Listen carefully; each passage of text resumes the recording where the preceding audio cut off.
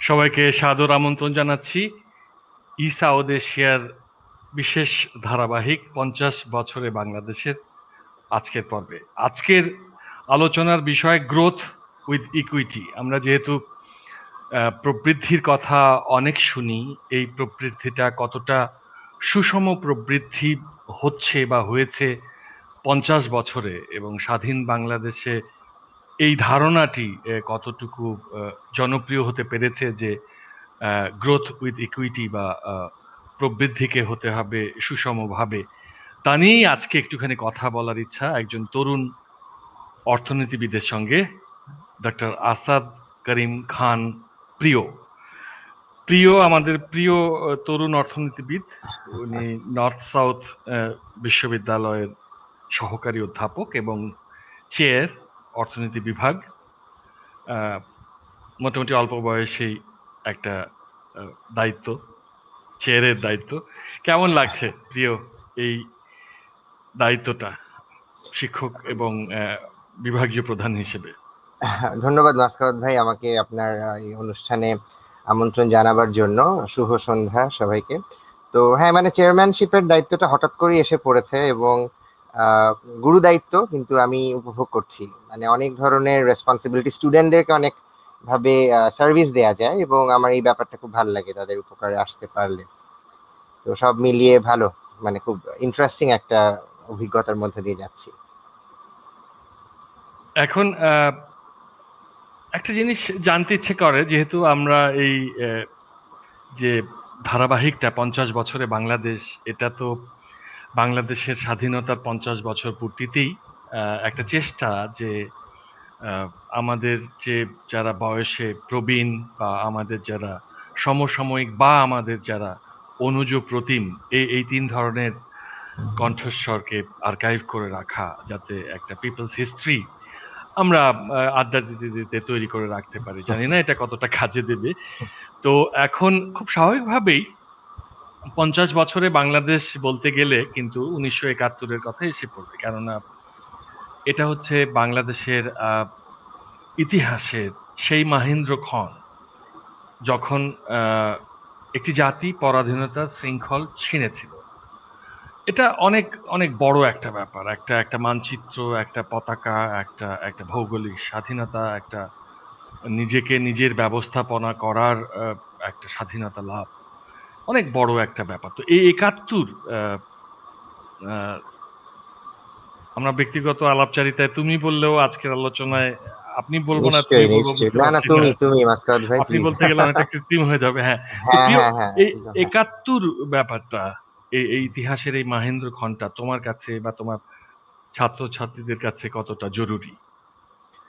আচ্ছা, আমার কাছে তো অবশ্যই ভীষণ জরুরি। আমি আসলে একাত্তরের ব্যাপারে যথেষ্ট মানে একাত্তরের কথা বললে যথেষ্ট আবেগঘন হয়ে পড়ি, কারণ আমার বাবা একজন মুক্তিযোদ্ধা এবং একেবারে ছোটবেলা থেকে তার কাছ থেকে আমি মুক্তিযুদ্ধের গল্প শুনে বড় হয়েছি এবং যে পরিমণ্ডলে বড় হয়েছি, বাবার আমাদের বাসায় সাংস্কৃতিক অঙ্গনের প্রচুর মানুষের আনাগোনা ছিল, তাদের ভেতরে অনেকে মুক্তিযোদ্ধা ছিল।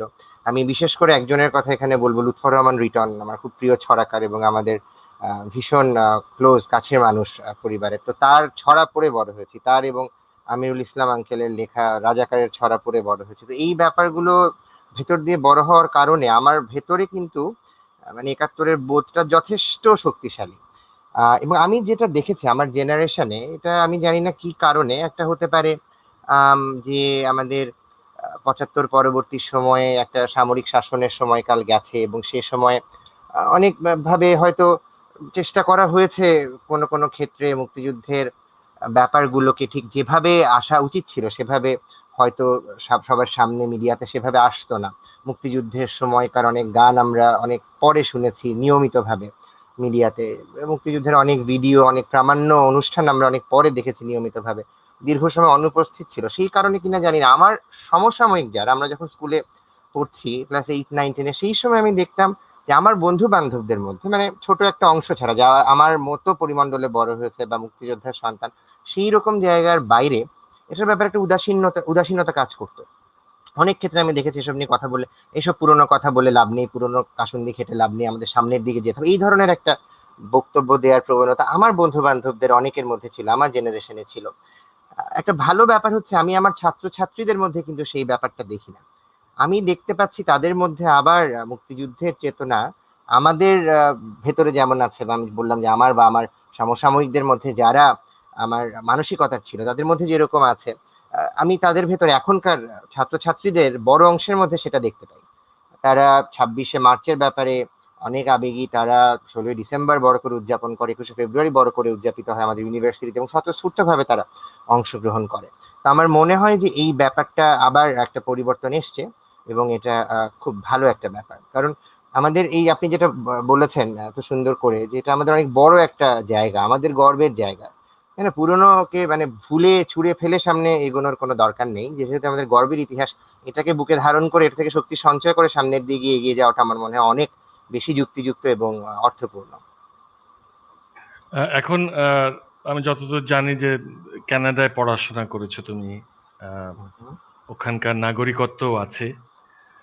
খুব স্বাভাবিকভাবেই যেটা হয় যে আমাদের দক্ষিণ এশিয়ার মানুষ, শুধু বাংলাদেশের মানুষ কেন বলবো, তাদের আহ, একটা স্বপ্নের জায়গা হচ্ছে যে আমি আহ, পশ্চিমে যেতে পারলে এবং ওখানে নাগরিকত্ব পেয়ে গেলে মোটামুটি ভাবে এক ধরনের প্যাসেজ টু হেভেন আর কি, মানে এক ধরনের হুম, এটা হুম, হুম, হুম। বলা যায় ইনসেপশন বা ইউটোপিয়া বলতে পারি আমরা। তো নাগরিকত্ব কানাডার আছে, তারপরেও দেশে কেন ফিরলে তুমি?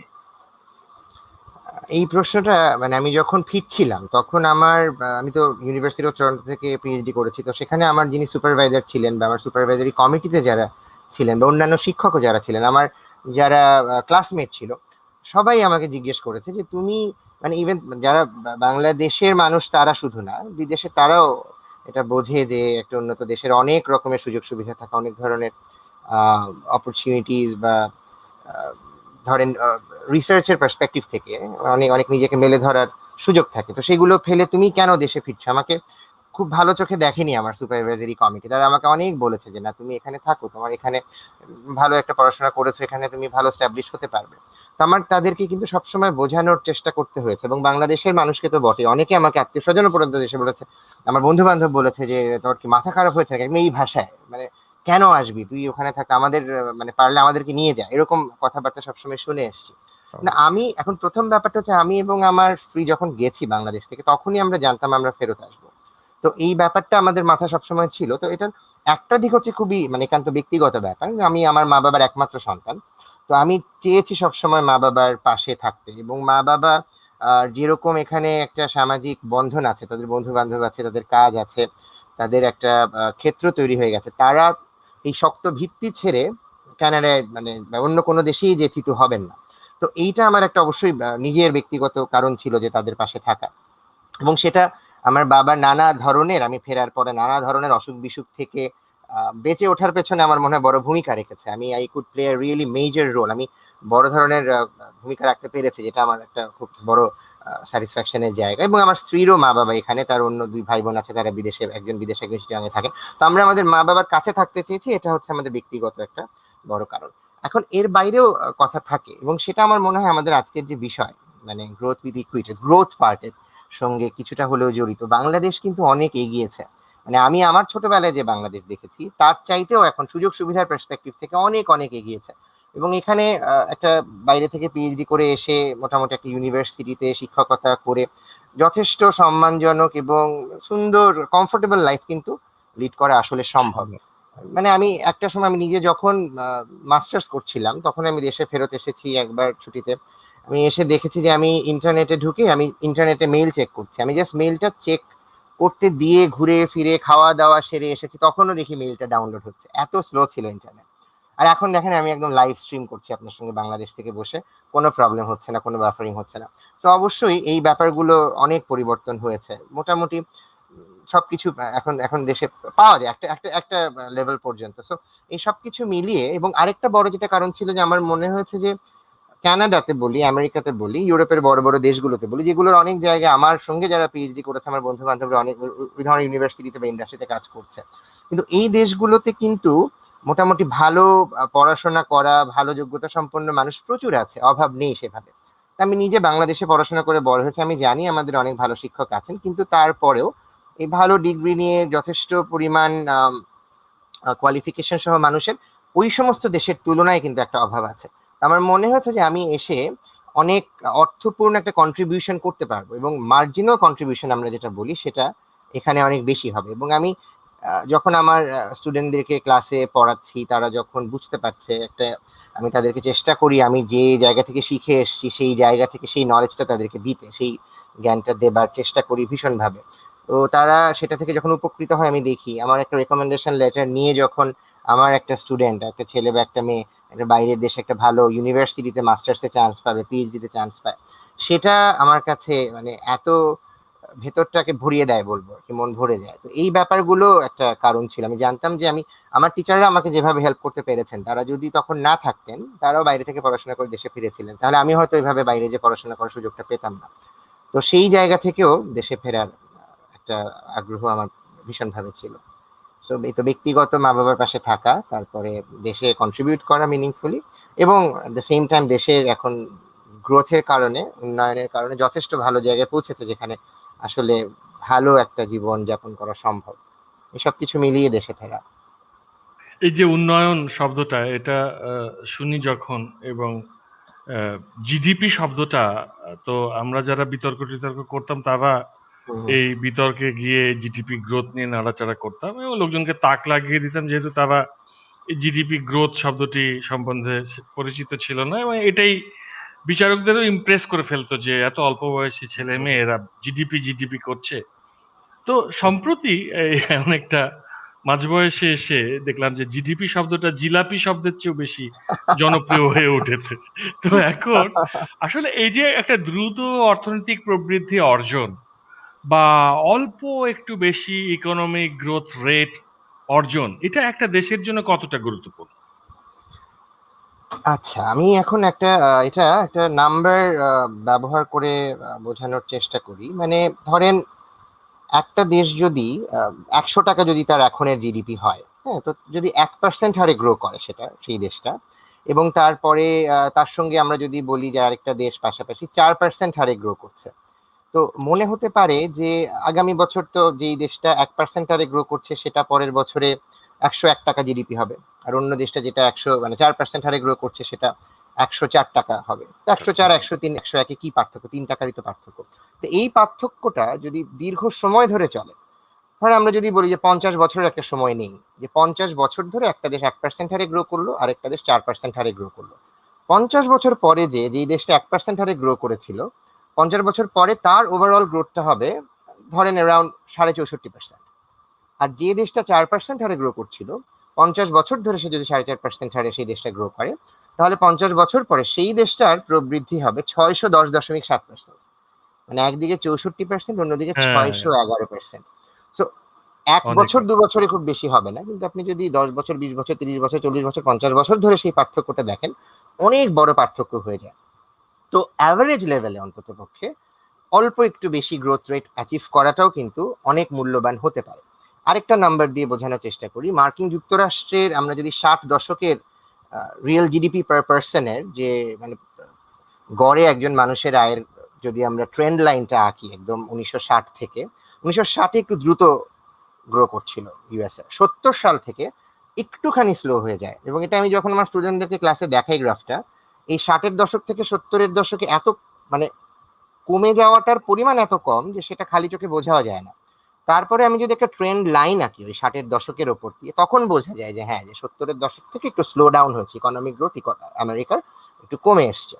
তো এটা লুকাস ওয়েজ বলে একটা মেজার আছে যেটা দিয়ে পরিমাপ করা যায় যে 60-এর দশকের যে ট্রেন্ডটা ছিল সেটা যদি মার্কিন যুক্তরাষ্ট্রে চলতো ধরেন 2015-16 পর্যন্ত, ভার্সেস যেটা অ্যাকচুয়ালি হয়েছে মানে 1970 থেকে 2014 পর্যন্ত যে ট্রেন্ড আছে, এই দুটোর মধ্যে যে পার্থক্য যেটা হতে পারতো বরং যেটা হয়েছে, সেই এরিয়াটাকে যদি মেজার করা হয়, সেটা কি রবার্ট লুকাস ইকোনমিস্ট উনি মেজার করেছিলেন, তার নামে লুকাস ওয়েজ বলে।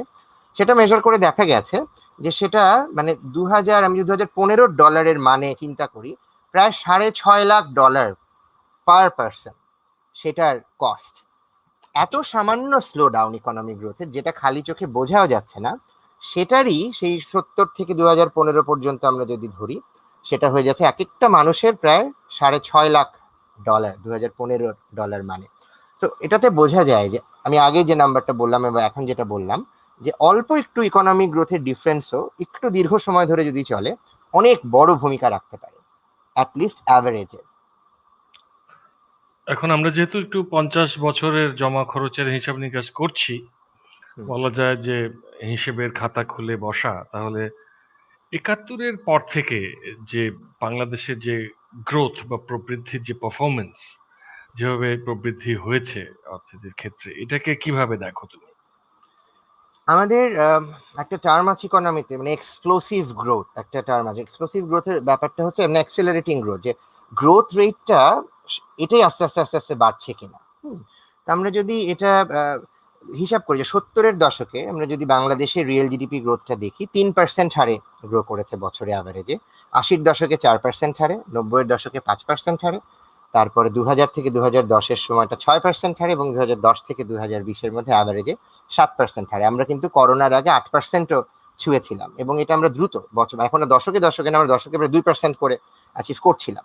তো তার মানে হচ্ছে সেই এক্সপ্লোসিভ গ্রোথের একটা প্যাটার্ন আমরা বাংলাদেশে দেখতে পাচ্ছি। তো ওই পার্সপেক্টিভ থেকে আমি বলবো যে আমাদের উন্নয়নটা যথেষ্ট আশাব্যঞ্জক, এবং সেটা আমাদের নানা ধরনের অসুবিধার পরেও, আমরা জানি আমাদের দেশে দুর্নীতি আছে। এক সময় দুর্নীতি ১ নম্বর হয়েছে আমরা বেশ কয়েক বছর একটা পার্টিকুলার মেজার অনুযায়ী, ৪ সেখান বছর। থেকে একটু, রাইট, ৪ বছর পর পর এখন সেটা আছে। আমাদের এখানে নানা ধরনের সমস্যা আছে, কিন্তু এত সমস্যার পরেও এই গ্রোথ রেটটা কিন্তু হচ্ছে। এখন সেটা যেভাবেই হোক না কেন, সেটার পেছনে অনেক আলোচনা হতে পারে, অনেক চিন্তা ভাবনা হতে পারে, অনেক রিসার্চ হতে পারে। তো ওইভাবে যদি আপনি যেটা বললেন যে ১৯৭০-এর সাল, মানে ৭১-এর পর থেকে, মুক্তিযুদ্ধের পর থেকে আমি ইকোনমিক গ্রোথের কথা ভাবলে, উন্নয়নের ধারা অব্যাহত আছে এবং খুব ভালো, এবং লাস্ট ১০ বছরে মানে এটা সত্যি অত্যন্ত ভালো একটা ব্যাপার। এখন তাহলে আমরা যেটা বুঝতে পারছি যে বাংলাদেশের যে অর্থনৈতিক প্রবৃদ্ধি, এটা একটা সলিড হ্যাঁ, গ্রাউন্ড আছে, এটা একটা দৃঢ় ভিত্তি আছে, ফাউন্ডেশন আছে।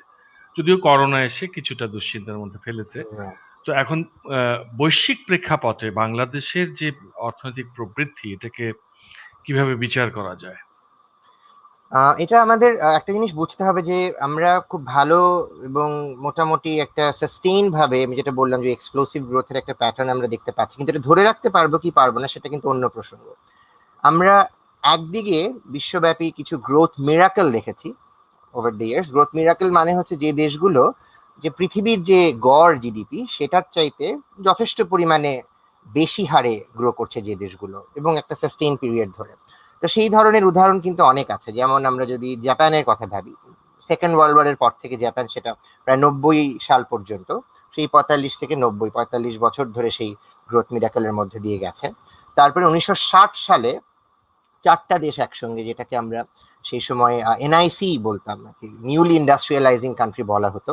সেই ৪টা দেশ হচ্ছে সাউথ কোরিয়া, তাইওয়ান, হংকং এবং সিঙ্গাপুর, মানে যেগুলো এখন প্রত্যেকটাই যথেষ্ট ধনী দেশ। না, হ্যাঁ, আমরা হ্যাঁ। মোটামুটি ছোটবেলা থেকে ধনী দেশ হিসেবে দেখে এসেছি, ৬০-এর দশকে তো অত্যন্ত দরিদ্র ছিল।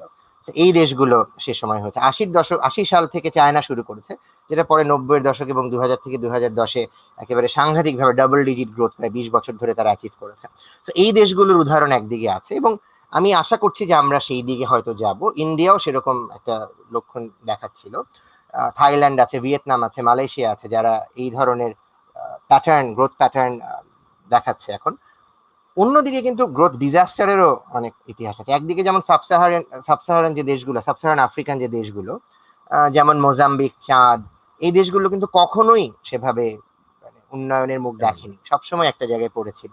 ঘানা একসময় ২০১০ পর্যন্ত সাবসাহারান আফ্রিকার বেশিরভাগ দেশের এই অবস্থা ছিল। ২০১০-এর পরে আইভরি কোস্ট মাঝখানে ভালো ছিল, তারা আবার পড়ে গিয়েছিল। ২০১০-এর পরে আবার একটু ভালো করছে। ঘানা একটু ভালো করছে ২০১০-এর পরে। ইথিওপিয়া, বুর্কিনা ফাসো, তানজানিয়া এরা ভালো করছে ২০১০-এর পরে, কিন্তু তার আগ পর্যন্ত একেবারে উগান্ডার খবর কি? মানে উগান্ডার কথা না বললে কি হয় নাকি? ভালো বলেছেন, একই ধরনের প্যাটার্ন ২০১০-এর পর থেকে একটু ভালো করছে। মানে আসলে পুরো আফ্রিকান কন্টিনেন্টটাই তো নানা ধরনের যুদ্ধ বিগ্রহের মধ্যে পড়েছিল বহু বছর ধরে। তো হ্যাঁ, হ্যাঁ। ২০১০-এর পর থেকে কিছু কিছু ভালো দৃষ্টান্ত সামনে আসছে, কিন্তু তারপরে যে যে দুটো দেশের কথা প্রথমে বললাম, চাঁদ আর মোজাম্বিক, তারা কিন্তু এখনো যেখানে ছিল সেখানেই আছে। তো এগুলো হচ্ছে গ্রোথ ডিজাস্টার। আবার আর্জেন্টিনার কথা যদি আমরা ভাবি, দেখেন 1800 সালের শেষ, মানে 1900 সাল যখন শুরু হলো, আর্জেন্টিনা কিন্তু তখন একদম সবচাইতে বড়লোক যে দেশগুলো ছিল, যেখানে ইন্ডাস্ট্রিয়াল রেভলিউশন হয়েছে, মানে আমেরিকা, কানাডা, ইউকে সহ ওয়েস্টার্ন ইউরোপ, অস্ট্রেলিয়া, নিউজিল্যান্ড, এই দেশগুলোর প্রায় কাছাকাছি চলে গেছিল এবং মনে হচ্ছিল যে খুব তাড়াতাড়ি আর্জেন্টিনা এদেরকে ধরে ফেলবে। তারপরে সেই 1900 সাল থেকে পুরো 100 বছর ধরে আর্জেন্টিনা কিন্তু সেটা করতে পারেনি। নানাবিধ পলিটিক্যাল কারণ ছিল, তাদের কারেন্সি ক্রাইসিস হয়েছে, বিভিন্ন রকমের কারণ আছে সেটার পেছনে। কিন্তু ওভারঅল আর্জেন্টিনা এখন কিন্তু মোটামুটি থিতু হয়ে আছে একেবারে একটা মিড ইনকাম কান্ট্রি হিসেবে। মেক্সিকোর কথা যদি আমরা ভাবি, 50-এর দশকে, 60-এর দশকে এবং 70-এর দশকে, এই তিন দশকে মেক্সিকো এত দ্রুত গ্রো করছিল, মনে হচ্ছিল তারা আমেরিকাকে এই ধরলো বলে।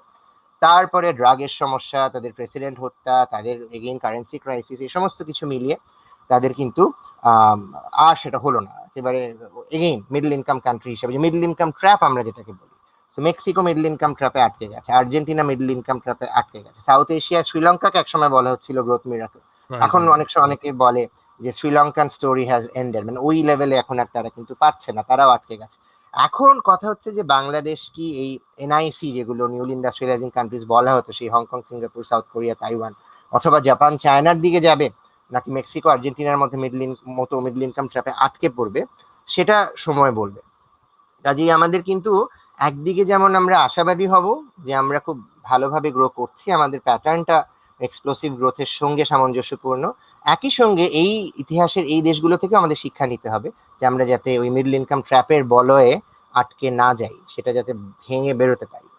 কাজে আরো 20-30 বছর কিন্তু আমাদের এই গ্রোথ রেটটা সাস্টেইন করতে পারতে হবে, মানে 5% বা তার বেশি, এটা যদি আমরা করতে পারি আরো 20 বছর বা 30 বছর, তাহলে আমরা কিন্তু মোটামুটি উন্নত দেশের কাতারে যেতে পারবো, এই দেশগুলোর মতো, প্রথমে যে উদাহরণগুলো দিলাম। গ্রোথ উইথ ইকুইটি এই বিষয়টি যখন আমরা নির্ধারণ করেছি, তখনই আমাদের মাথায় এসেছে সম্পদের সুষম বন্টনের ব্যাপারটা। রাইট। এখন বিশ্ব অর্থনীতিতে সম্পদের যে বন্টন বা ওয়েলথ ডিস্ট্রিবিউশন, এটার সার্বিক অবস্থা কেমন?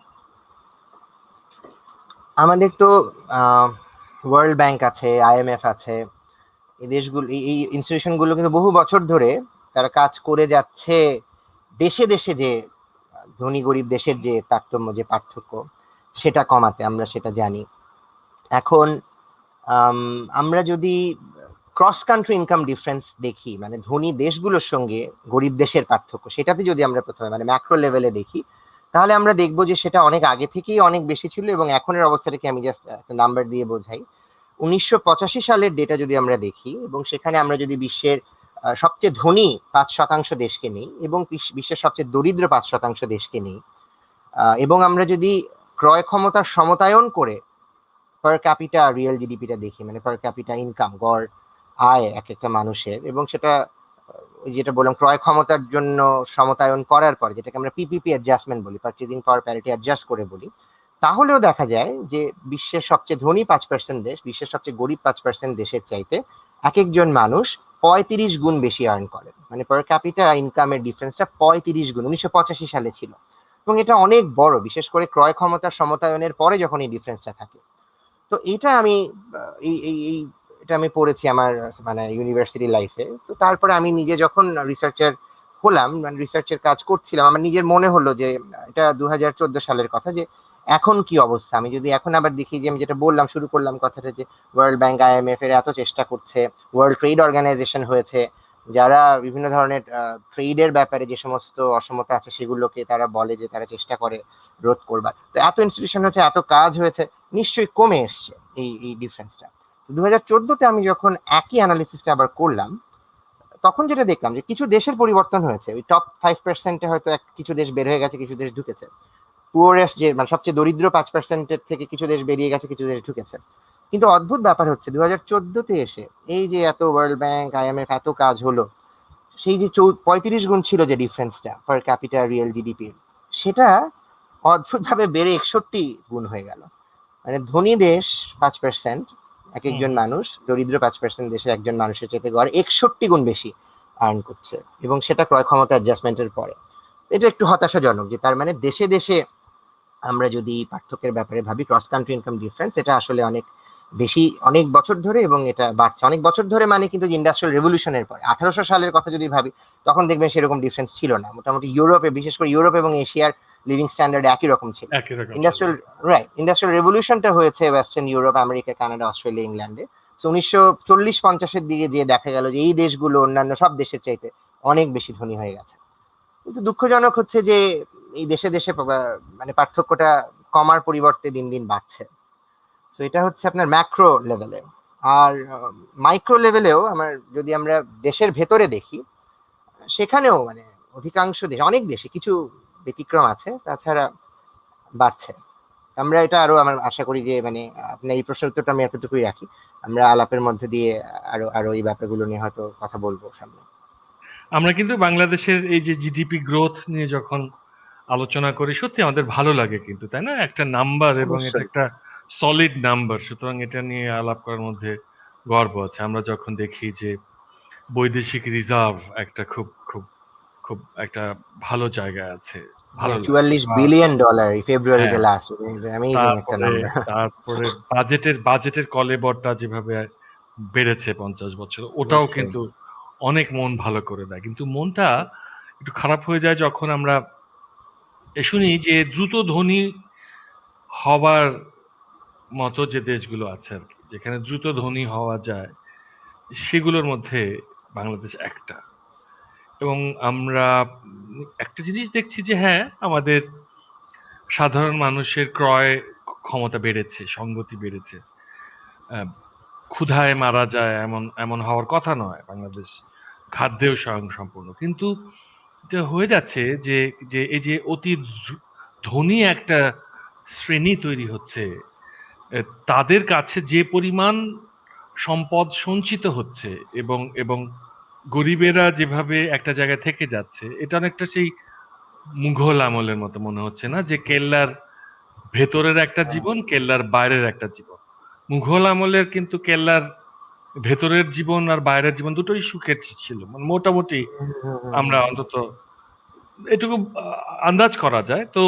কিন্তু এই যে পার্থক্যটা কিন্তু অনেক, কেল্লার মধ্যে যে শিশুরা, তাদের তো একটা ভবিষ্যৎ থাকে না, তাদের তাদের একটা বিকশিত হবার সুযোগ সুবিধা থাকে, আকাঙ্ক্ষা থাকে। আর কেল্লার বাইরের যে শিশু, সে তো অনাদরে দারিদ্র্যের বিশীর্ণ জনভূমিতে পড়ে থাকে, খেয়েই তুষ্ট, মানে এই খাইয়ে তুষ্ট করে দিলাম তোমাদেরকে, তোমরা এখন সুখী হও এবং উন্নয়নের বাদ্য বাজাও, তা তো হয় না, তাই না?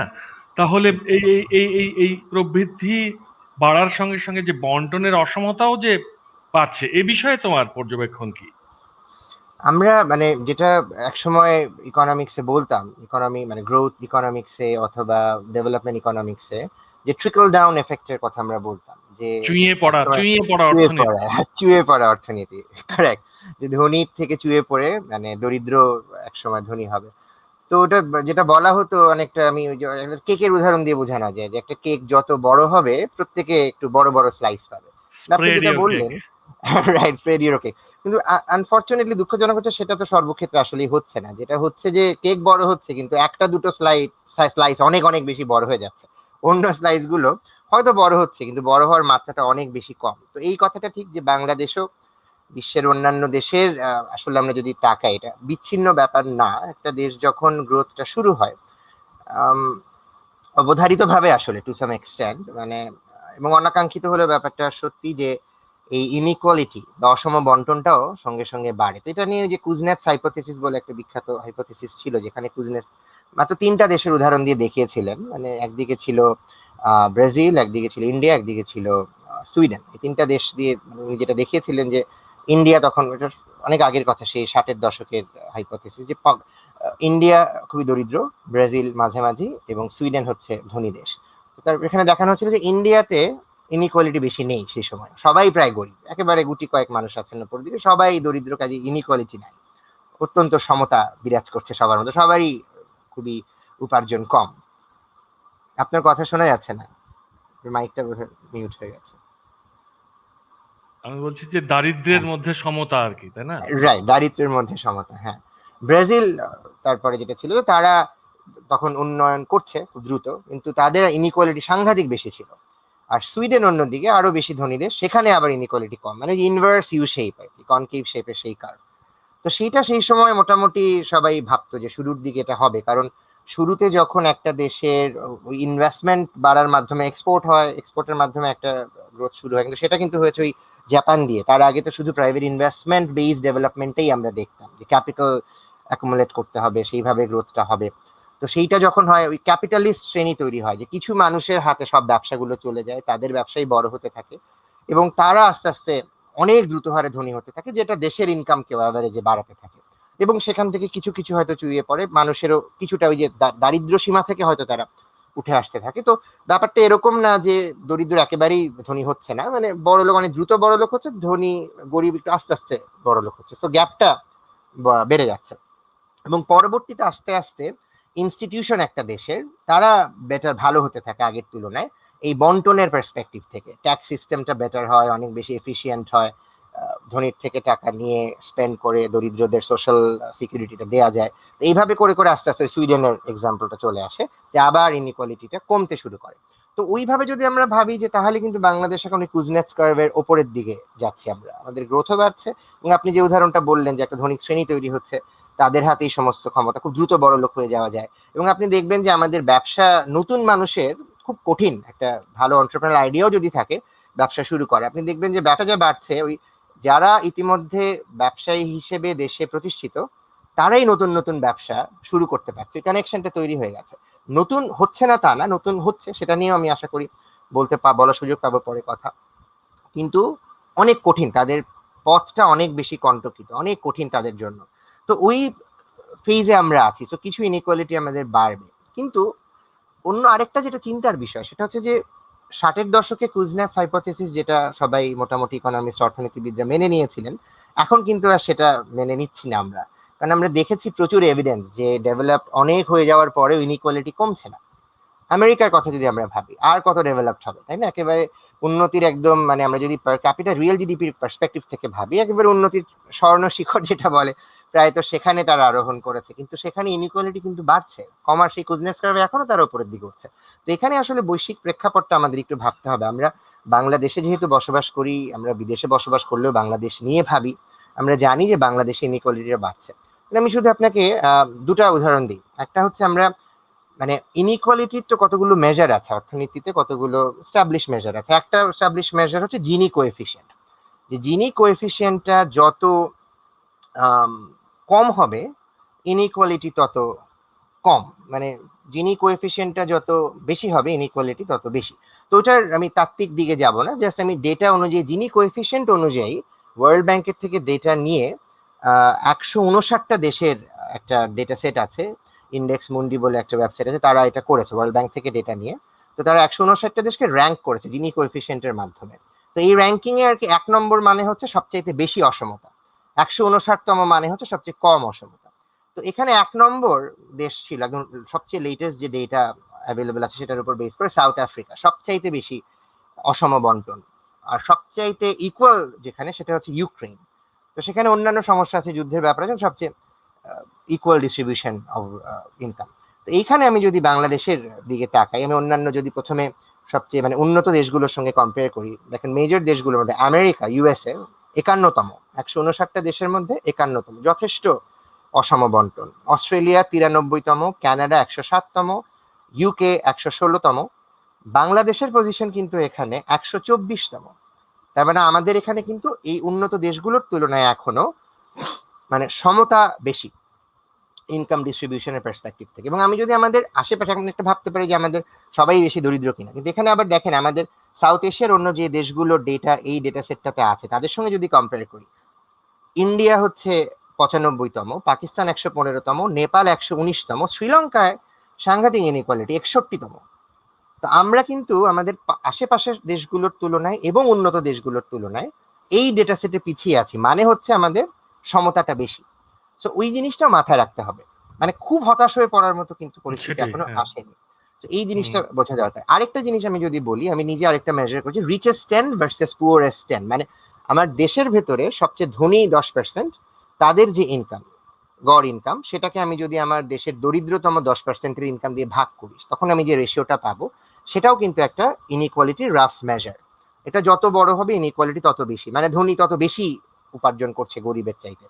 এই মেজার আমি শুধু ইউএস এর সঙ্গে যদি কম্পেয়ার করি, 1985 সাল বনাম 2016 সাল, 1985 সালে এটা বাংলাদেশে ছিল 5.2, মানে রাফলি 5। ধনী 10%, গরিব 10%-এর চাইতে 5 গুণ বেশি ধনী ছিল 1985 সালে। 2016 সালে এটা বেড়ে হয়েছে 7 গুণ, 7.2।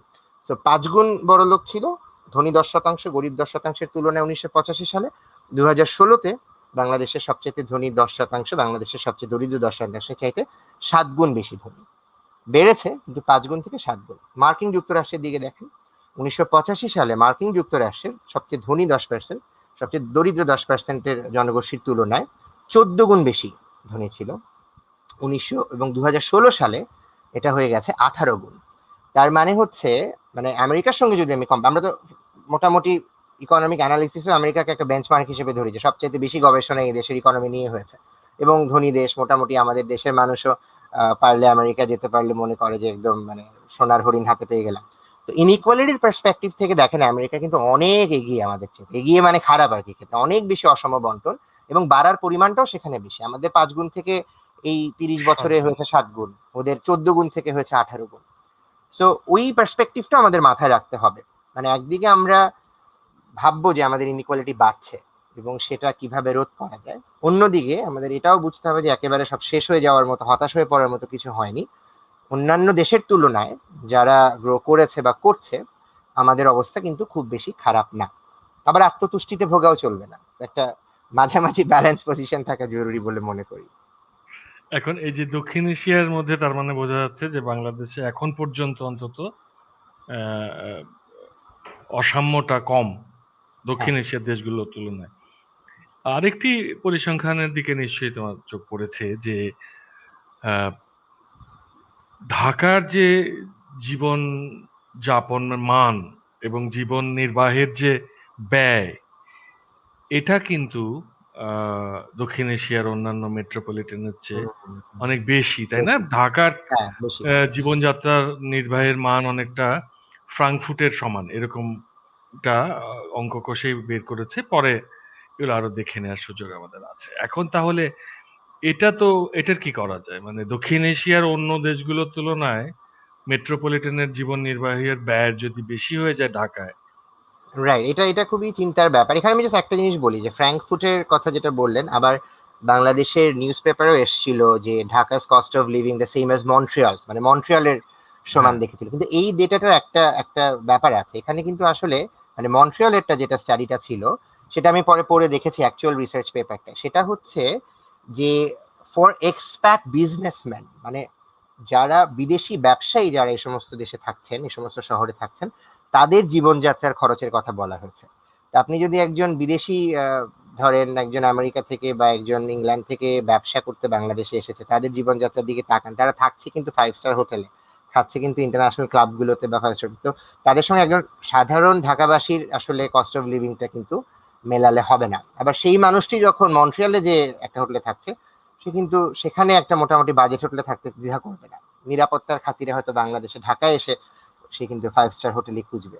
তো ওইখানে একটা ব্যাপার আছে, এটা একটা ভ্যালিড রিসার্চ কোয়েশ্চেন যে একজন বিদেশে, একজন আন্তর্জাতিক ব্যবসায়ী বিভিন্ন দেশে ব্যবসা করতে যাবেন, তার কোথায় কেমন কস্ট অফ লিভিং সেটা তিনি দেখতেই পারেন, এবং সেই পার্সপেক্টিভ থেকে এটা একটা ভালো রিসার্চ, এবং সেই পার্সপেক্টিভ থেকে ঢাকার খরচ মন্ট্রিয়ালের সমান।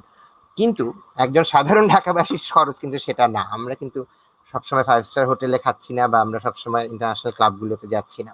তো এটা একটা ব্যাপার। কিন্তু অন্যটার সঙ্গে আমি একেবারেই একমত যে দক্ষিণ এশিয়ার অন্যান্য বড় যে শহরগুলো আছে মেট্রোপলিটন, সেগুলোর তুলনায় ঢাকার কস্ট অফ লিভিংটা বেশি। এই কথাটা খুবই সত্যি। ঢাকার রিসোর্স অনেক কম, এবং এত বেশি মানুষ ঢাকায় বসবাস করছে, চাহিদা অনেক বেশি, প্রচুর মানুষ। না, গ্রাম থেকে আমাদের একেবারে, আপনি দেখেন এই যে যখনই আমরা লকডাউন ঘোষণা করি বাংলাদেশে, কি পরিমাণ বিপুল সংখ্যক মানুষ দল বেঁধে গ্রামে চলে যায়। আবার যখন লকডাউন শেষ হয়, বিপুল মানুষ গ্রাম থেকে ফেরত আসে। ঈদের সময় আমরা সেটা দেখি। তো চাহিদা অনেক বেশি, এবং সেই কারণে মানে বসবাসের খরচ, রেন্ট অনেক বেশি। এবং আপনি যদি যে কোনো দেশের মানুষের ওই কস্ট অফ লিভিং এর কম্পোনেন্ট গুলো দেখেন, দেখবেন 40-42% একটা অ্যাভারেজ মানুষের কস্ট চলে যায় এই লিভিং কস্ট হিসেবে, এই বাসার খরচ হিসেবে। সেই কারণে ঢাকায় যেহেতু বাসস্থানের খরচ এত বেড়ে গেছে, এত মানুষ, সেই অনুযায়ী জায়গা নেই, এটা একটা বড় বড় কারণ। এবং এর পাশাপাশি সিন্ডিকেটের ব্যাপারটা তো আছে। আমরা জানি যে অনেক সময় যে রোজার আগে হলেই কিছু অসাধু ব্যবসায়ী কিন্তু সিন্ডিকেট করে দাম বাড়িয়ে দিচ্ছে, যেটা ওই ডিমান্ডের কারণে, যেটা চাহিদার কথা বললাম, সরবরাহ মানে কৃত্রিমভাবে কমিয়ে দাম বাড়িয়ে দেওয়ারও একটা প্রবণতা আছে। আমাদের এখানে যেই মুহূর্তে একটা সংকট তৈরি হয়, সঙ্গে সঙ্গে কিন্তু এখন এত মানুষকে মনিটর করা তো খুব মুশকিল। আমাদের গভর্নমেন্ট থেকে মানুষকে ধরেন পাঠানো হচ্ছে, সরকারি কর্মকর্তারা যাচ্ছে, কয়টা বাজারে যাবেন, যখন বাজারে যাচ্ছে যে দেখছেন যে তোমাদেরকে আমরা এই দাম দিয়েছি, এর বেশিতে বিক্রি করছো, তোমাদের জরিমানা করলাম, যে মোমেন্টে ওনারা চলে যাবেন তারপরেই আবার আগের দামে বিক্রি শুরু হয়ে যাচ্ছে। এবং কত জায়গায় ম্যাজিস্ট্রেটের পক্ষে যাওয়া সম্ভব, তো বিপুল জনগণ, বিপুল জনগোষ্ঠী, অনেক অনেক মার্কেট, সো কঠিন, মনিটরিংটা খুব কঠিন। এবং এই ধরনের প্রবলেমের কারণে আমার মনে হয় একদিকে সিন্ডিকেট, অন্যদিকে এই যে বাসস্থানের খরচের কথা যেটা আমি বললাম, আবাসনের খরচ, এই সব কিছু মিলিয়ে আমার মনে হয় ঢাকায় জীবনযাত্রার খরচ আমাদের গ্রামাঞ্চলের তুলনায় অনেক বেশি, এবং দক্ষিণ এশিয়ার অন্যান্য বড় শহরগুলোর তুলনায় অনেক বেশি।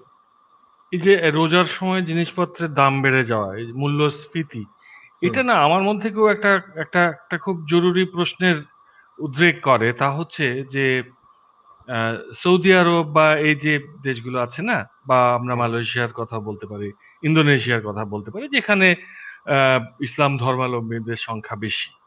আহ, সেসব দেশে এই এই সময়টাতে দেখা যায় যে ব্যবসায়ীরা তারা কিন্তু মূল্য ছাড় দেন, হ্যাঁ, সত্যি। যেটা পশ্চিমের ক্রিসমাসের হুম। সময় যেরকম রাইট। তেমনটা কিন্তু সে দেখে শুধুমাত্র এই যে বাংলাদেশ আর পাকিস্তান, একদম, এই দুটো একদম। দেশে মানে আমার কাছে বিস্ময় লাগে।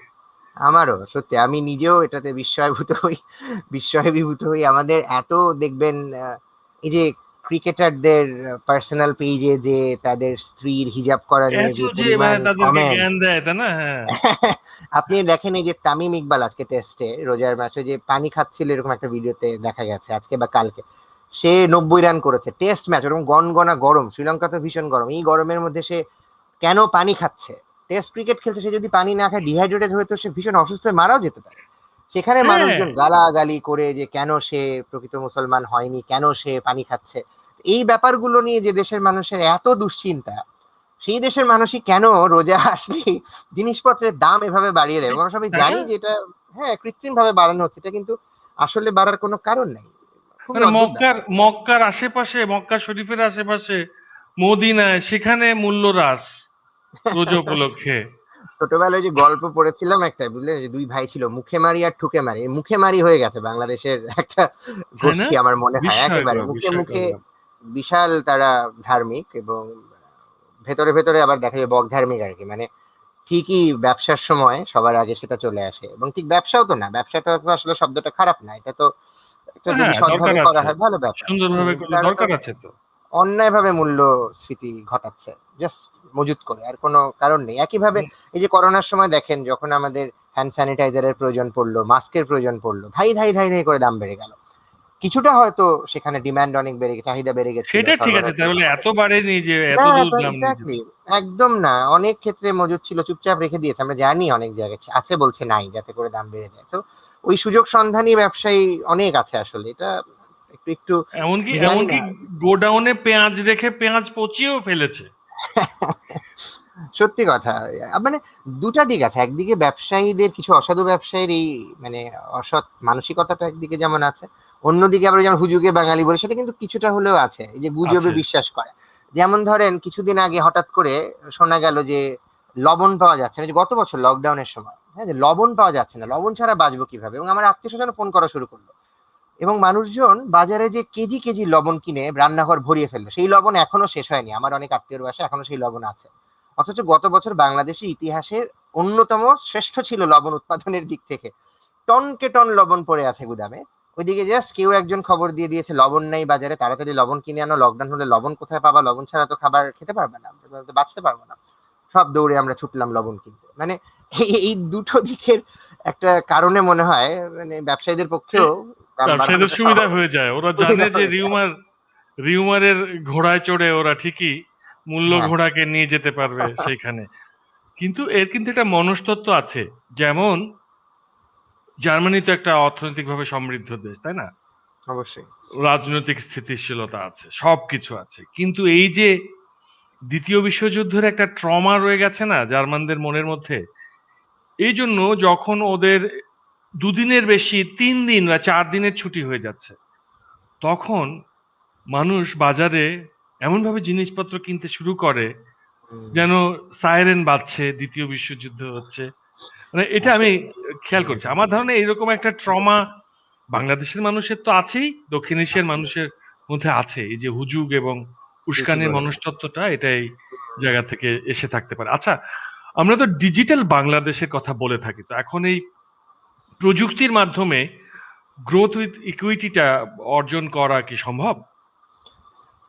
এটার দুটো দিক আছে, মানে প্রযুক্তি একটা চমৎকার ব্যাপার, মানে কোনো প্রশ্নই আসে না সেখানে। যেমন ধরেন আমি একটা উদাহরণ দিই, যে মোবাইল ফাইন্যান্সিয়াল সার্ভিস একটা বৈপ্লবিক পরিবর্তন নিয়ে এসছে আমাদের বাংলাদেশের ফাইন্যান্সিয়াল জগতে। আহ, একটা 2018 একটা রিসার্চে দেখা গেছিল যে বাংলাদেশের মানে ওয়ার্কিং এজ পপুলেশন, যেটা মানে 15 বছর এবং তার চাইতে বড় যারা, সেই পপুলেশনের প্রায় 55% মানুষ আনব্যাংক, মানে তাদের কোনো ধরনের ব্যাংক অ্যাকাউন্ট নেই। এবং প্রবৃদ্ধির জন্য কিন্তু ব্যাংকিং ফ্যাসিলিটি থাকা, ফাইন্যান্সিয়াল রিসোর্সটাকে হাতের কাছে পাওয়াটা খুব বড় ব্যাপার, তাই না? আমি একটা নতুন ধরনের প্রোডাক্ট বা সার্ভিস, যদি আমি জিডিপি বাড়া মানে বেসিক্যালি প্রোডাকশন বাড়ছে, প্রোডাকশন কখন বাড়বে? যখন নতুন নতুন উদ্যোক্তা আসবে, তারা নতুন নতুন গুডস এবং সার্ভিসেস প্রডিউস করবে বাজারে, অথবা যারা অলরেডি ছিল তারা নতুন নতুন গুডস এবং সার্ভিস প্রডিউস করবে, এবং সেটার জন্য লেবার যেমন লাগবে, ক্যাপিটাল লাগবে, ক্যাপিটালের জন্য কিন্তু ফান্ড লাগবে। সেই ফান্ডের জন্য ওই যে বোরোয়িং ফ্যাসিলিটি, ধার করার যে ক্ষমতা, সেই জিনিসটার প্রয়োজন হবে। ফাইন্যান্সিয়াল ট্রানজাকশনের প্রয়োজন হবে, আমাকে এক জায়গা থেকে আরেক জায়গায় টাকা পাঠাতে হবে দ্রুত। আমি টাকা সেভ করতে পারবো একটা জায়গায়, যেখানে আস্তে আস্তে সেটা বাড়বে, আমি একটা জায়গা থেকে টাকা লোন করতে পারবো। তো এইটা যদি ওয়ার্কিং এজ পপুলেশনের 55% মানুষের না থাকে, সেটা কিন্তু একটা দেশের উন্নয়নের পথে অন্তরায়, বেশ বড় ধরনের অন্তরায়। তো মোবাইল ফাইন্যান্সিয়াল সার্ভিস এসে এখানে একটা বড় ধরনের বৈপ্লবিক পরিবর্তন কিন্তু এনেছে। এটা হচ্ছে প্রযুক্তির ভালো দিক, মানে আমরা নিজেরা, এটা আমি এবং আমার স্ত্রী, মানে সেও নর্থ ইউনিভার্সিটি ম্যানেজমেন্ট ডিপার্টমেন্টের অ্যাসিস্ট্যান্ট প্রফেসর, আমরা দুজন মিলে, ও আবার ইনফরমেশন সিস্টেমসে আছে, তো ইনফরমেশন সিস্টেমস আর ইকোনমিক্সের একটা মানে মিলনস্থল হচ্ছে আইসিটি ফর ডি, মানে information communication technology for development. আমরা দুজন মিলে এই এরিয়াটা একসঙ্গে রিসার্চ করার জন্য বেছে নিয়েছি। তো আমরা একটা রিসেন্ট রিসার্চ, এটা পাবলিশ হয়েছে একটা জার্নালে।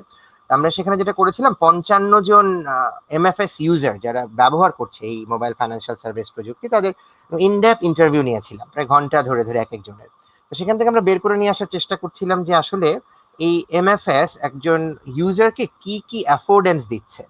অ্যাফোর্ডেন্স জিনিসটাকে আমরা এভাবে ডিফাইন করতে পারি যে এমন একটা ব্যাপার যেটা ইউজার এবং টেকনোলজি এই দুইয়ের সম্মিলনে, ইন্টারাকশনের মাধ্যমে মানে বের হয়ে আসবে, যেটা মানে ইউজার হয়তো তার প্রত্যেক দিনের দৈনন্দিন যে চাহিদা, যে লক্ষ্য, সেগুলোই পূরণ করবার চেষ্টা করছে। তো এই প্রযুক্তি এবং তার ইন্টারাকশনের মাধ্যমে যে এবিলিটি গুলো সেই ইউজার পাচ্ছে, ব্যবহারকারী পাচ্ছে, সেটাকে আমরা অ্যাফোর্ডেন্স বলছি। খুব ইন্টারেস্টিং কতগুলো জিনিস বের হয়ে এসছে এখানে। যেমন ফাইন্যান্সিয়াল সার্ভিসেস অ্যাক্সেসিবিলিটি, এটা তো আমরা বুঝতেই পারছি যে ফাইন্যান্সিয়াল সার্ভিসেস অ্যাক্সেস পেতো না, এখন পাচ্ছে। সেলফ কন্ট্রোলিং এবিলিটি তারা দিচ্ছে তাদেরকে, মানে তার ধরেন বাচ্চার স্কুলের ফি দিতে হবে, সেটা তার কাছে নাই, এমএফএস থাকার কারণে সে সেখানে টাকাটা রাখতে পারছে, এবং রেখে ভুলে যাচ্ছে সে টাকাটার কথা। সে কিন্তু জানে তার এই খরচটা করতে হবে, কিন্তু তার নিজের কাছে টাকাটা থাকলে সে খরচ করে ফেলবে, এমএফএস থাকার কারণে সে সেখানে রাখতে পারছে। সেলফ কন্ট্রোলিং এবিলিটি আছে। তারপরে স্পেশাল অ্যান্ড টেম্পোরাল মোবিলিটি, মানে গ্রামাঞ্চলে ধরেন আপনি আপনি শহরে কাজ করেন, গ্রামে টাকা পাঠাবেন, তো সেই ব্যাংক হচ্ছে সেই বাজারে, তার বয়স্ক মা বাবা সেই বাজারে কখন যাবে, কত সময় ধরে যাবে, তো এই সময়টা আর এখন লাগছে না। বাসার কাছে কাছেই কিন্তু প্রচুর এজেন্ট আছে এমএফএস, যেখানে যে তার মা বাবা টাকা তুলতে পারছে। ডিসইন্টারমিডিয়েশন এবিলিটি, এটা তো জাস্ট ব্যাংকের পরিবর্তে, ব্যাংকে গেলে অনেকে বলে যে ব্যাংকের অ্যাকাউন্ট খোলা খুব মুশকিল, সাইন ম্যাচ করে না, অনেক কাগজপত্র লাগে, এত ডকুমেন্ট জোগাড় করা মুশকিল, সেই জিনিসগুলো থেকে তারা মুক্তি পাচ্ছে, অনেক সহজে তারা এমএফএস অ্যাকাউন্ট খুলতে পারে। তারপরে আরেকটা ইন্টারেস্টিং যেটা হচ্ছে যে সেলফ সাস্টেনেবিলিটি আর সিক্রেসি মেনটেনেবিলিটি, যে দুটো দেখেন আমরা না ভাবলে হয়তো, মানে এই রিসার্চটার ভেতরে না ঢুকলে, এই মানুষগুলো ইন্টারভিউ না নিলে হয়তো আমরা জানতাম না। সেলফ সাস্টেনেবিলিটিটা কিরকম? যেমন একজন মানুষ যখন ধরেন গ্রাম থেকে শহরে এসছে, বাড়িতে কাজ করে, সে তার পরিবারকে টাকা পাঠাবে, এবং এক্ষেত্রে আমরা দেখেছি যে শুধু নিজের মানে একদম ইমিডিয়েট ফ্যামিলিকে না, অনেক দুঃসম্পর্কের আত্মীয়দেরকেও কিন্তু তারা টাকা পাঠাচ্ছে। এবং সেই টাকাটা যখন তারা পাঠাচ্ছে, তখন আগে যেটা হতো, ওই গ্রামের একজন চেনা মানুষ হয়তো থাকে বাসার কাছে, খুব বেশি চেনা না, দুঃসম্পর্কের কেউ, তার মাধ্যমে টাকাটা পাঠাতে হতো, এবং প্রায়ই দেখা যেত সেই মানুষটা এসে বলছে যে আমি টাকা পাঠাতে গেছিলাম, আমার পথে তো চুরি হয়ে গেছে টাকা, পথে হাইজ্যাক হয়ে গেছে টাকা। এখন আপনার তো বিশ্বাস করা ছাড়া উপায় নেই, হয়তো সে সত্যি বলছে না। তো এই ব্যাপারটা এখন আর হচ্ছে না, এখন নিজে নিজেই সে নিজের টাকা পাঠাতে পারছে। এবং সবচেয়ে ইন্টারেস্টিং হচ্ছে যেটা বললাম, সিক্রেসি মেনটেনেবিলিটি। এবং এটা একেবারেই শুধুমাত্র নারীদের ক্ষেত্রে প্রযোজ্য। তারা যেটা বলেছেন যে অনেক ক্ষেত্রে তারা যদি তাদের পরিবারকে টাকা পাঠাতে চান, তাদের স্বামী, এমনকি অ্যাডাল্ট পুরুষ সন্তান পর্যন্ত তাদের থেকে সেই টাকাটা কেড়ে নিতে লাগে। কারণ ব্যাংকে যে টাকা পাঠাতে গেলে তাদেরকে না বলে যাওয়ার উপায় ছিল না, তারা জেনে যেত। তো এখন সেটা আর প্রয়োজন হচ্ছে না, তারা এটা লুকিয়ে রাখতে পারছে এবং তারা মোবাইলে তাদের পরিবারকে টাকাটা দিতে পারছে। তো এই ব্যাপারগুলো যেমন ধরেন প্রযুক্তির সুবিধা, এটা জাস্ট একটা উদাহরণ দিয়ে আমি বললাম যে এই জিনিসটা অনেক সুবিধা দিয়েছে, কিন্তু একই সঙ্গে এটা কিন্তু কোনো ম্যাজিক সলিউশন না আসলে। মানে আমরা যদি এটা ভাবি যে ডিজিটাল হয়ে গেলেই অসমতা দূর হয়ে যাবে, এরকম না। বরং ডিজিটাল ডিভাইড তৈরি হতে পারে এবং সেটা অসমতা আরো বাড়াতে পারে। ব্রাজিলে একবার একটা পরীক্ষা করে দেখা হয়েছিল গবেষণার জন্য যে আমরা যদি মানে যে শিক্ষক তো বিভিন্ন মানে প্রত্যন্ত অঞ্চলে, বিশেষ করে অ্যামাজনের গ্রামে গঞ্জে খুব ভালো শিক্ষক নেই, যদি লোকাল শিক্ষকের বদলে উন্নত জায়গাগুলোর ভালো শিক্ষকদের দিয়ে ভিডিও রেকর্ড করে সেই লেকচারগুলো যদি তাদেরকে দিয়ে দেয়া যায়, তাহলে কেমন হতে পারে। তো সেখানে দেখা গেল অদ্ভুতভাবে যে ভালো আর খারাপ ছাত্রের মধ্যে ব্যবধান আরো বেড়ে গেল। মানে যেটা হলো যে ভালো ছাত্রছাত্রীরা সেই লেকচারের জিসটুকু সেটা তারা গ্রহণ করতে পারলো, কারণ লেকচারের মান আগের চাইতে ভালো, তো তারা ভালো শিখতে পারলো, তারা পড়াশোনাটা আরো মনোযোগ দিয়ে করলো এবং তাদের রেজাল্ট আগের চেয়েও ভালো হলো। যারা দুর্বল ছাত্রছাত্রী ছিল, তাদের যেটা হলো তারা ভিডিও লেকচার শোনেই না মনোযোগ দিয়ে। শিক্ষক ক্লাসে উপস্থিত থাকলে তো তারা শুনতে বাধ্য, না শুনলে হয়তো তারা গ্রামে, আমাজনে হয়তো আমাদের দেশের গ্রামাগঞ্জের মতোই হয়তো কিছু উত্তম মধ্যম দিয়ে শিক্ষক বাধ্য করবে তাকে শুনতে। তো কিছুটা তারা ভয় পেয়ে হোক বা যে কারণে হোক পড়াশোনাটা করছিল, এখন তারা সেটাও করছে না। তো একেবারে দেখা গেল পার্থক্য আরো বেড়ে যাচ্ছে। কম্পিউটার দেয়া হলো, ল্যাপটপ দেয়া হলো, মোবাইল দেয়া হলো, একই রেজাল্ট, ব্যবধান বাড়ছে।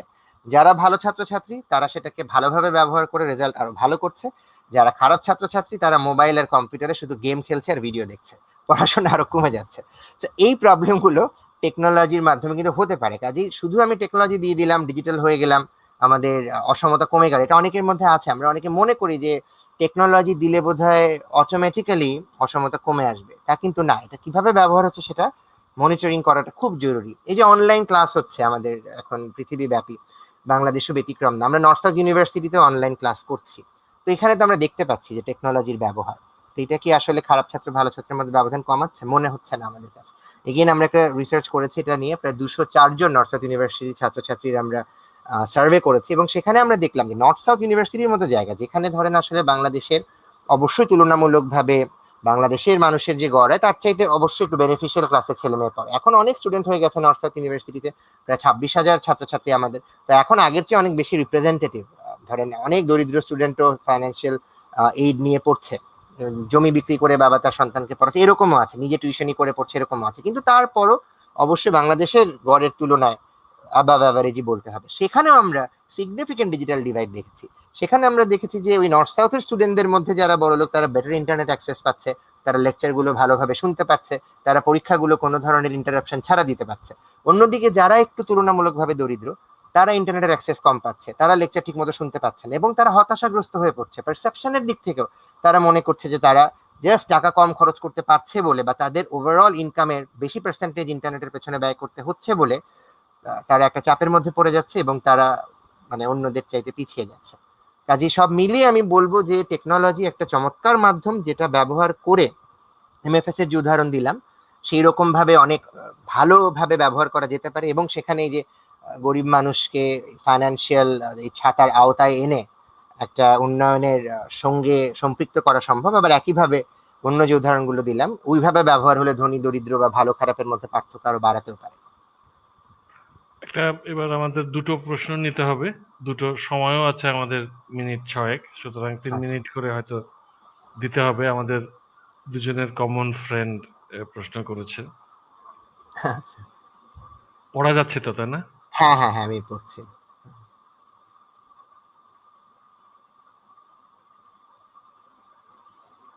ফরেন রেমিটেন্স এবং গার্মেন্টস হুম। সেক্টরের উপরে যেহেতু আমরা নির্ভরশীল, খুব আমাদের খুব অর্থনীতি হ্যাঁ না, এখান খুব থেকে ভালো গার্মেন্ট জায়গা। দুটো দুটো প্রশ্নই খুবই ভালো করেছে সাব্বির আহমেদ, জয় ভাইয়া, মানে চমৎকার প্রশ্ন। তো খুবই প্রথমে সুন্দর। আমি, হ্যাঁ মানে রেমিটেন্সের কথায় যদি আসি, এখনো আমরা যদি কোভিডের সময়টায় থাকে, আমরা কিন্তু ভেবেছিলাম যে রেমিটেন্স ব্যাহত হবে, অথচ রেমিটেন্স আরো বেড়েছে। ইন্টারেস্টিং রিসার্চ হবে যে সোর্স অফ রেমিটেন্সটা কোথায়। মধ্যপ্রাচ্য থেকে কমেছে আমি যতদূর জানি।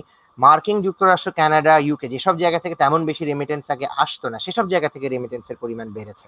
আমাদেরও আত্মীয় স্বজন বাংলাদেশে আছে, যারা ধরেন মিডল ক্লাস বা লোয়ার মিডল ক্লাস, হয়তো তাদের ছেলে মেয়ে বিদেশে গেছে, তাদের আগে টাকা পাঠাতে হতো না। এখন দেখা গেছে কোভিডের কারণে একটু সমস্যার মধ্যে পড়ছে সেই পরিবার, এখন তারা টাকা পাঠাচ্ছে। সো সেই কারণে একটা ব্যালেন্স হয়ে গেছে এই সময়টুকুতে। এখন আমাদের সত্যি কথা বলতে যে দুটো জিনিস বলছে, আমাদের কিন্তু আসলে অর্থনীতির এই যে প্রবৃদ্ধিটার মূল চালিকা শক্তি এই দুটোই, রেমিটেন্স এবং রেডিমেড গার্মেন্টস এক্সপোর্ট।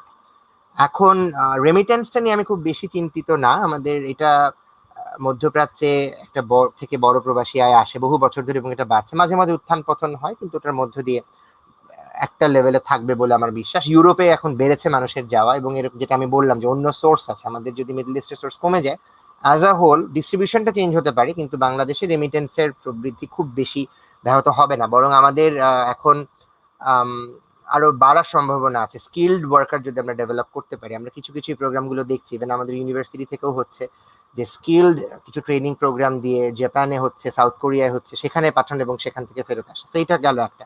রেডিমেড গার্মেন্টসে সত্যি কথা বলতে আমাদের অনেক বেশি এটার উপর ডিপেন্ডেন্স, আমাদের ডাইভার্সিফিকেশন খুব ইম্পর্টেন্ট, এবং ন্যাচারালি কিছু কিছু কিন্তু হচ্ছে। আমরা একসময় শুধু লোয়ার এন্ডে সেল করতাম, এখন আমরা আপার এন্ডে সেল করছি।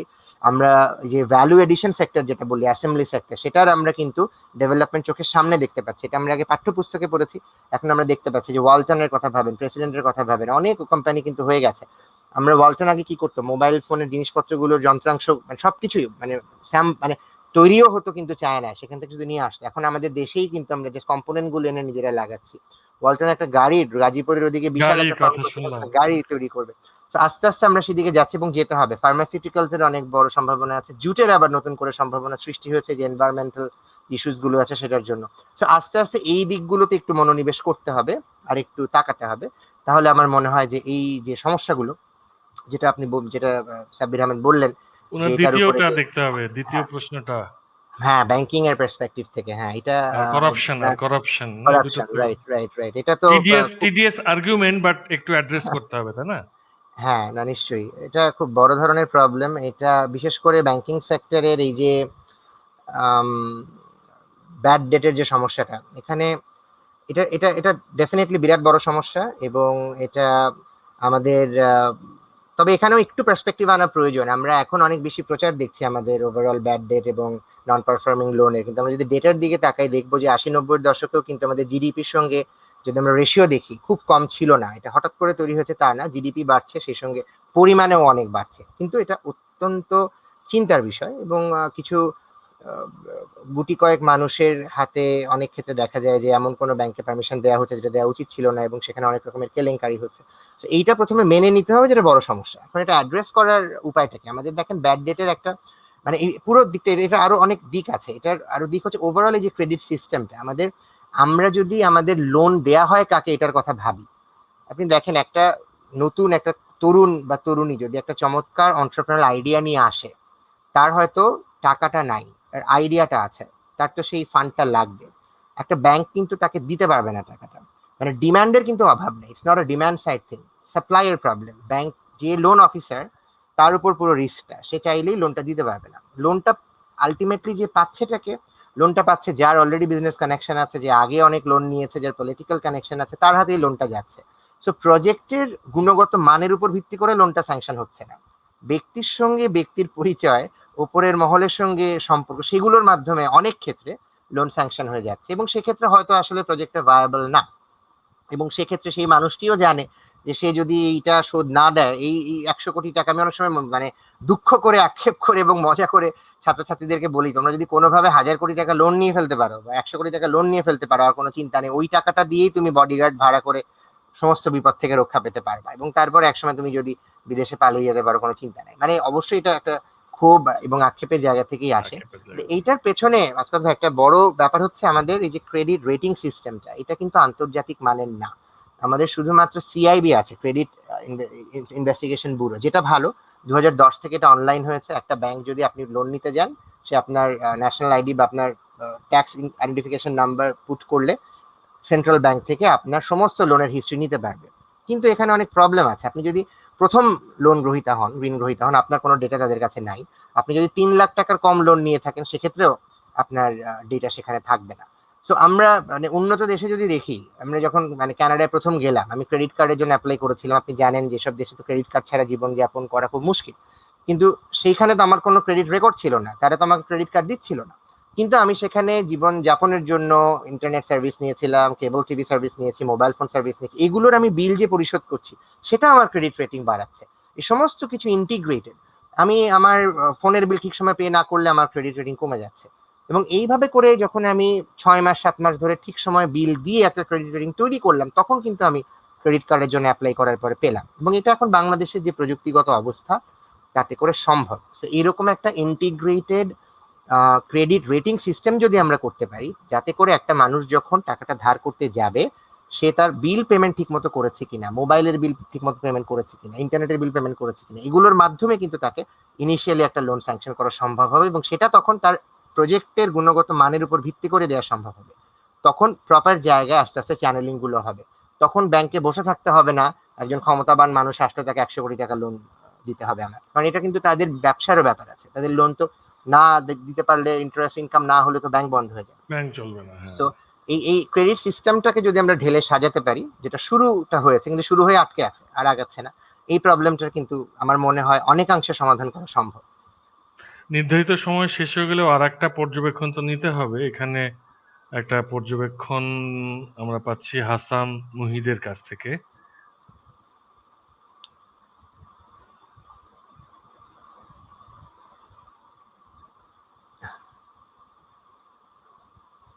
আচ্ছা, এখানে একটা জিনিস আমি বলি, এখানে দুটো দিক আছে। একটা দিক আমি এগ্রি করব ওনার সঙ্গে, একটা দিক একটু ডিসএগ্রি করব। এই যে কনজামশনের হিসাবে যে পলিটিক্যালি মানে লোডেড ব্যাপারটা বলা আছে, খুব বেশি করা সম্ভব না। কারণ আমাদের এখানে ওয়ার্ল্ড ব্যাংকের অফিস আছে, আমাদের এখানে আইএমএফ এর অফিস আছে, আমাদের এখানে প্রচুর ইন্টারন্যাশনাল অর্গানাইজেশনের অফিস আছে। এবং তারা কিন্তু নিজেরা নিজেদের স্যাম্পল কালেক্ট করে নিজেদের হিসাব করে, আমাদের ইকোনমিক গ্রোথের প্রজেকশন তারাও দেয়। আপনি দেখবেন বাংলাদেশের গভর্নমেন্ট যে ইকোনমিক গ্রোথ রেটটা বলে, ওয়ার্ল্ড ব্যাংকের economic growth rate, reported growth rate তার চেয়ে সবসময় কম হয় বাংলাদেশের ক্ষেত্রে। এবং সেটা কিন্তু এমন হয় না যে আমরা বলছি আমাদের 7% গ্রোথ হয়েছে আর ওয়ার্ল্ড ব্যাংক বলছে 3% গ্রোথ হয়েছে, এরকম হয় না। আমরা 7% বললে ওয়ার্ল্ড ব্যাংক হয়তো বলে 6.6%। সো ওই 0.3, 4, 5% এদিক ওদিক করা সম্ভব। এর চাইতে বেশি মোটা দাগে আমার 2% গ্রোথ হচ্ছে, আমি কনজামশনকে বা বেশি দেখিয়ে 10% গ্রোথ, এটা সম্ভব নেই। এটা যদি সম্ভব হতো, পৃথিবীতে কিন্তু অসাধু মানে রাষ্ট্রনেতার অভাব নাই গরিব দেশগুলোতে। আপনি যদি দেখেন, বিশেষ করে সাব সাহারান আফ্রিকার কথা যদি ভাবেন, অনেক রকমের ইস্যু আছে সেসব দেশেও। তাহলে তো সেসব দেশের রাষ্ট্রনায়করা সমানে বলতে থাকতো 15% 20% গ্রোথ রেট হয়েছে, বানানো যদি এত সহজ হতো। এটা অত সহজ না, কিছুটা সম্ভব, তার চেয়ে বেশি না। আর অন্য যেটা এমপ্লয়মেন্ট জেনারেশন, হ্যাঁ এখানে এই কথাটা ঠিক। আমরা জবলেস গ্রোথের একটা কথা ভাবি যে মানে elasticity of employment with GDP, সেটা কম, খুব বেশি না, আবার খুব কমও না, মানে মোটামুটি লেভেলে একটা আছে, অন্যান্য সাউথ এশিয়ার দেশের সঙ্গে তুলনীয়। কিন্তু এটা ঠিক যে আমরা যে হারে, আমরা যদি মোটা দাগে ভাবি, যে হারে আমাদের ইকোনমি গ্রো করছে সেই হারে জব তৈরি হচ্ছে না। হলেও যেটা হচ্ছে, বিশেষ করে হোয়াইট কলার জব সেই হারে তৈরি হচ্ছে না। ইউনিভার্সিটি গ্রাজুয়েটদের মধ্যে আনএমপ্লয়মেন্ট রেটটা অনেক বেশি হাই।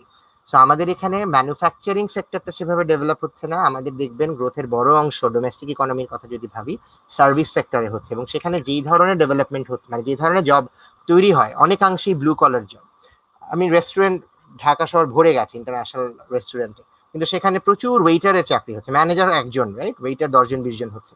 সো ওইটা একটা বড় কারণ যে আমাদের যে ধরনের গ্রোথটা হচ্ছে hotel service sector. So service সেক্টরের গ্রোথ যখন অনেক বেশি হয়, অনেক ক্ষেত্রে দেখা যায় যে মানে হোয়াইট কলার জবের গ্রোথটা একটু কম হয়, যেই কারণে ইউনিভার্সিটি গ্রাজুয়েটদের গ্রোথটা একটু, জব গ্রোথটা কম হচ্ছে। এবং একই সঙ্গে আমরা এটাও দেখছি যে অনেক টেকনিক্যাল পজিশনে আমাদের বিদেশ থেকে মানুষ হায়ার করে নিয়ে আসতে হচ্ছে, শ্রীলঙ্কা থেকে হায়ার করে নিয়ে আসতে হচ্ছে, ইন্ডিয়া থেকে হায়ার করে নিয়ে আসতে হচ্ছে। কারণ আমাদের তার মানে এখানে একটা মিসম্যাচ আছে আমাদের সাপ্লাই এবং ডিমান্ডে, লেবার মার্কেটে প্রচুর মানুষ বিবিএ করছে, এমবিএ করছে। এত দরকার নেই, একটা সময় এটার বাজার খুব ভালো ছিল। আমার নিজের ইউনিভার্সিটিতে আমাদের 26,000 স্টুডেন্টের মধ্যে 14,000 হয়তো বিবিএ স্টুডেন্ট। তো এত বিবিএ স্টুডেন্ট, বিজনেস গ্রাজুয়েটদেরকে অ্যাকোমোডেট করার মতো এখন অবস্থা নেই জব মার্কেট। একটু টেকনিক্যাল সাইডে যেতে হবে। টেকনিক্যাল পোস্টগুলো আপনি দেখেন সব বিদেশিদেরকে দিয়ে আমাদের ভরতে হচ্ছে। সো তার মানে ওই ব্যাপারটা, এখানে একটা কালচারেরও ব্যাপার আছে। এই যে জার্মানির কথা বলছিলেন, আমার এক কলিগ ছিল জার্মানি নর্থ সাউথে, বাংলাদেশে এসছে, সে সোলার প্যানেলের ব্যবসার সঙ্গে জড়িত। এবং সে নর্থ সাউথ ইউনিভার্সিটিতে পড়িয়েছে বেশ কিছুদিন, এখন ব্র্যাক ইউনিভার্সিটিতে পড়ে। সে আমাকে বলছিল যে তাদের ওখানে এই যে এসএমই গুলো আছে, স্মল অ্যান্ড মিডিয়াম এন্টারপ্রাইজ, এবং সেগুলোতে প্রচুর টেকনিক্যাল জব অ্যাভেলেবল, এবং টেকনিক্যাল যে স্কুলগুলো, সেই ট্রেনিং সেন্টারগুলোর মর্যাদা ইউনিভার্সিটির চাইতে মানে বেশি বই কম না। আমাদের দেশে আমরা কিন্তু এখনো ওই ব্রিটিশ আমলের মানসিকতা নিয়ে পড়ে আছে যে একটা সবার মানে BA M A BA pass হতে হবে, বিএ এম এ পাস করতে হবে, একটা ডেস্ক জব নিতে হবে, এই টেকনিক্যাল কাজ মানে তো মিস্ত্রির কাজ, এগুলো করবো না, শেফের কাজ মানে বাবুর্চির কাজ, এগুলো করবো না। এই মানসিকতা থেকে বেড়ে আসাটা খুব জরুরি, না হলে ওই ডিমান্ড সাপ্লাই ম্যাচ হবে না, এবং না হলে এই জব গ্রোথ সেভাবে আসবে না। শেষ মন্তব্য, তোফায়েল আহমেদ বলছেন যে corruption is a cancer destroying the responsibility. True, কথা সত্যি, এটার সঙ্গে দায়িত্ববোধকেই হারিয়ে ফেলছি দ্বিমত আমরা, পোষণ করার কোনো কারণ কোনো নেই এটার সঙ্গে। জায়গা নেই। হ্যাঁ, আসলে 50 বছর পূর্তিতে বসে এইটাই আমাদের একমাত্র আক্ষেপের জায়গা। রাইট। অনেক প্রিয় আলাপ আলোচনা হলো। অনেক ধন্যবাদ আমাকে ডাকার জন্য, খুব ভালো লাগলো এই আড্ডাটা দিয়ে, মানে খুব খুব এনজয় করেছি আমি নিজেও আপনার সঙ্গে কথাবার্তা বলতে পেরে। কথা হবে আবার। ওকে। এতক্ষণ যারা আমাদের সঙ্গে ছিলেন তাদের সবাইকে ধন্যবাদ, যে এবং যারা অভিমত রেখেছেন তাদেরকে বাড়তি ধন্যবাদ। শুভরাত্রি।